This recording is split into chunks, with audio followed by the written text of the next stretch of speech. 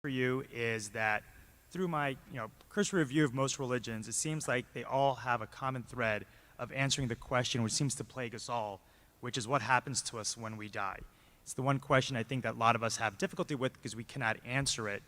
And so it seems like this common thread is it gives us hope for the afterlife, something better than what we have right now. And I feel like a lot of religions, that what they do is they put forth codes or rules of conduct to help us live a good life so that we can achieve this afterlife.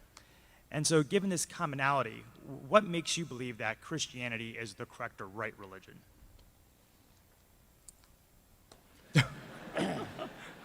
Great question. Great question. And your name is? Suketu. Spell that for me. Suketu. Suketu. I think you've asked a very, very important question.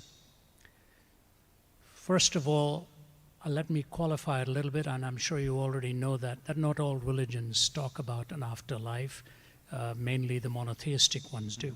The pantheistic ones are reincarnation. Even the reincarnation between Buddhism and Hinduism is a little different. In Hinduism, it's the transference of identity one into another in a different form.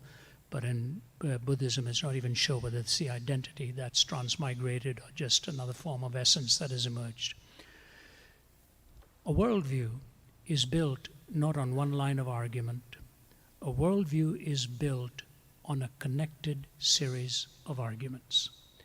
And if a worldview were just built on one line of argument, I think this is the mistake naturalism often makes. It'll take sort of one argument that it has in its favor and forget all the myriad other questions that emerge.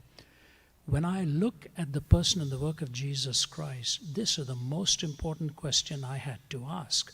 Now, granted, I asked it in reverse fashion because I was on a bed of suicide, a Bible was brought to me, and I prayed a prayer of desperation. I grant you that. I just had no hope. But I read the verse, Jesus said, because I live, you also shall live. I just said, this is talking about a life that I don't have. And maybe this is the life I need. And so I prayed that prayer. But then I made a prayer commitment right on that bed. I was 17, and I said, Jesus, if you're who you claim to be, I will leave no stone unturned in my pursuit of truth. Because my goal was truth. Pragmatically, it made sense for me to hang on to a life jacket that was thrown my way. But then I began my years and years and years of study. When you look at the life of Christ from the prophetic schema of hundreds of years before, where he was going to be born, what he was going to do, what his name was going to be called, how the manner of birth was, the manner of life he was going to lead, how he was going to die, and then the resurrection from the dead. The uniqueness about the New Testament and Old Testament scriptures, it's not a single author, it's multiple authors. As you know, 66 books, 40 different authors have edited it, and it is interesting that Paul, or Saul of Tarsus, who wrote 1/3 of it, came in a reverse fashion to the rest of them. The disciples came birth, life, death, resurrection, and that's how they found knew Jesus. Not so with Saul, who became Paul. He said, when he was encountered the risen Christ, he said that I may know him, the power of the resurrection and the fellowship of his suffering, being made conformable unto his death. He started with the resurrection, but he said he needed to understand the cross because he came in reverse chronological order, but he encountered the risen Christ. The conversion of Saul of Tarsus and Thomas especially, these two dramatic conversions are powerful witnesses of what happened. Saul, who was killing them, he was standing there watching Stephen being martyred and kept the clothes of those who were stoning him. Thomas, who said, I'm not going to believe until I see the resurrected Christ myself. And he went to India where there are 330 million deities. And he went and preached the gospel of Jesus and paid with his own life. That kind of dramatic transformation took place not because of just one event, but a connected series of events. So, here's the bottom line. A worldview is built around 4 questions: origin, meaning, morality, and destiny. Origin, meaning, morality, and destiny. And there are 3 tests for truth: logical consistency, empirical adequacy, and experiential relevance. Logical consistency, empirical adequacy, and experiential relevance. 3 tests for 4 questions. And when you take the prophecy of Christ hundreds of years before, from his virgin birth, you take the purity of his life, unmatched, totally unmatched till this very day. then the death that he promised for the forgiveness of sins, and then the resurrection. As an Easterner, I asked myself this question. When Jesus was asked how he was going to demonstrate it, if he were a fake, he would have said, I'm going to spiritually rise again. And they would never be able to falsify it. But he said, I'm bodily going to rise again. That is an empirically falsifiable dictum. All they would have had to show was the body and say, where is he? You said he was going to rise again. So it's in the whole schema of the prophetic corpus, the hundreds of years, the multiple authors pointing towards the same person, from his virgin birth to the purity of his life, to the death on the cross for forgiveness when he said, Father, forgive them because they don't know what they are doing. And then the resurrection again. My 4 questions are answered correspondingly with truth on specific questions and coherently when all of the questions are put together and answers are given. So to me, first of all religions are not the same. They are actually, people say they're fundamentally the same, superficially different. Actually, they're fundamentally different and at best superficially similar. And the fundamental difference that you see in Jesus Christ is in his uniqueness and exclusivity of his claim and the embrace that he gives to all humanity, the perfection of his life, the purity of his life, the death and the resurrection. To me, that coherence of his answers convinces me that he is who he claimed to be. And truth, by definition, is exclusive. All truth claims to be exclusive. Buddhism claims to be exclusive. Hinduism claims to be exclusive. They all have exclusivity built into that. But in the person of Christ, you see the demonstration in his birth, life, death, and resurrection. So I say, to me, I am convinced that because it coheres and because I have personally verified it in my own life, and you can do that too, and find that experience, and that he is who he claimed to be. Thank you. Thank you.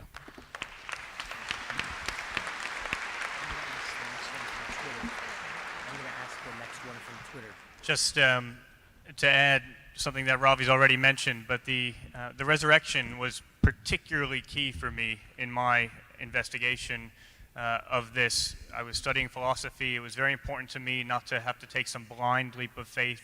And the fact that there was a publicly verifiable historical claim that I could look into was very, very important. And if you asked scholars 100 years ago, how did we come up with a Christian myth of the resurrection? They would have said, well, one person told the truth to this person, that person told this person, that person told this person, and a few generations down the line, we had a crazy myth of the resurrection. Since then, in the last couple of decades, scholarship has really turned around on this question, in part because there are a few places in the Bible, in particular a passage at the beginning of 1 Corinthians 15. Maybe you can have a look at it later, but it's a very early creed, and it lists all of the people and the groups that Jesus appeared to. He appeared to individuals and to groups at different times, in different places, doing many different things. And today, even the most atheistic critical scholars date that passage, that early creed, to almost immediately after Jesus' actual death and supposed resurrection. So the legendary development hypothesis has been thrown out of the window. What people know now is that there actually were a lot of people. The passage says hundreds of people, and then it says most of whom are still living, almost as if to say, go out and ask them yourself. There were many people who were utterly convinced they had seen this man Jesus alive and interacting with him after he had died. And so that then raises the question, what can account for that? What can account for this huge historical gap between what should have been the movement-ending death of Jesus and then the explosion of Christianity?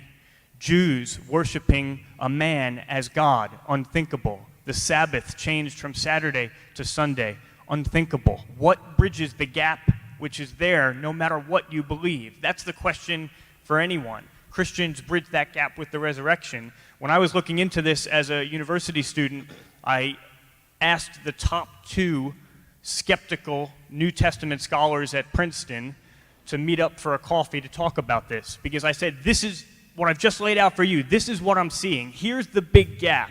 And I thought, okay, Christians fill that gap with the resurrection, but surely those who aren't Christians must have equally plausible alternatives. And I said to them, how do you fill that gap? and one of them glanced towards a mass hallucination hypothesis, which isn't taken seriously in the literature.